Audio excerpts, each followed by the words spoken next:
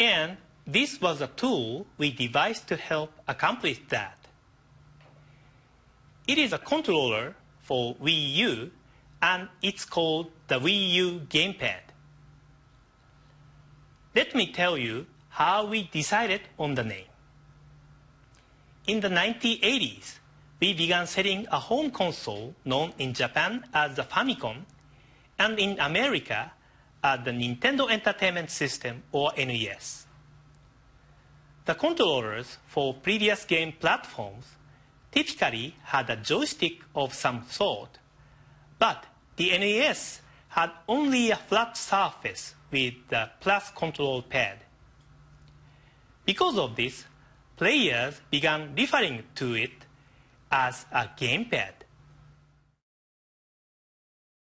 In any case, we decided that this name also made sense to describe the appearance of the Wii U controller, even though it now also features two-stick type devices.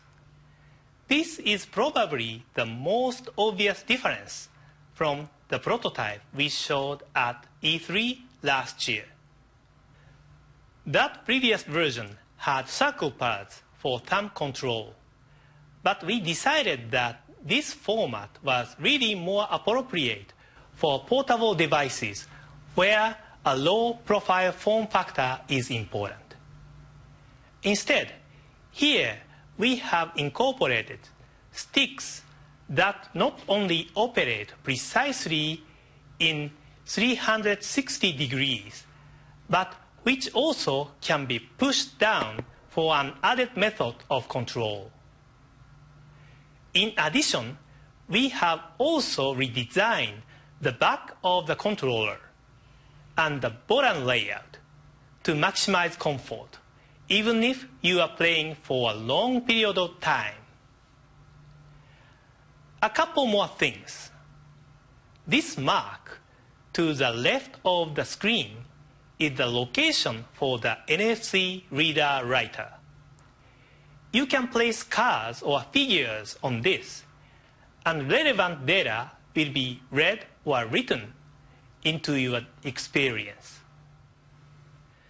This button can be pressed even when the Wii U itself is not activated. With the existing remotes for your current Wii, you can simply turn on or turn off the game console. Beyond that, you need your TVs or a cable remote. But with Wii U, the GamePad itself becomes a fully independent infrared TV remote. Next, let me talk about some of the things that the Wii U GamePad makes possible. Last year at E3, we talked about the potential of two screens. Of course, many people already operate the two screens of both Nintendo DS and Nintendo 3DS. But with Wii U, two screens become more dynamic because the relationship between them is not fixed.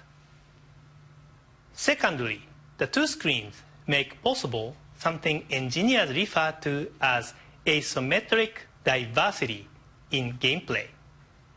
In simpler terms, what is being seen or even done on the small GamePad screen is different from what's happening on the big screen TV. We'll be showing you what this means for gameplay at E3 this week. The GamePad screen is also a touch screen. You can use the stylus to draw pictures or use your finger for the usual range of intuitive inputs. What is more unusual is how the two screens can work together in unprecedented ways. This kind of gaming feels unique. The Wii U GamePad also senses movement with motion and gyro sensors. This is particularly important for people somewhat unfamiliar with gaming. By using more intuitive motions to control a game, players of all skill levels can better play together. And of course, all this is enhanced because of the improved graphics processing power of the hardware, something you recognize beginning at the E3 presentation on Tuesday. Also, consider that with a screen in your own hands, you don't need to be sitting directly in front of your TV. You might also find yourself in any comfortable spot anywhere in the living room. As we mentioned last year, sometimes you can continue playing on the GamePad even when the TV screen is being used for something else. This might occur with more casual games, when you are in the middle of your Wii Fit routine, or when you intend to spend many hours deeply immersed in your game, and others aren't willing to let you have the TV to yourself for all that time. And in any of these situations, not only will you see high-quality console graphics on the big screen TV, but those images can be displayed on the Wii U GamePad without delay, something no existing handheld game devices can do.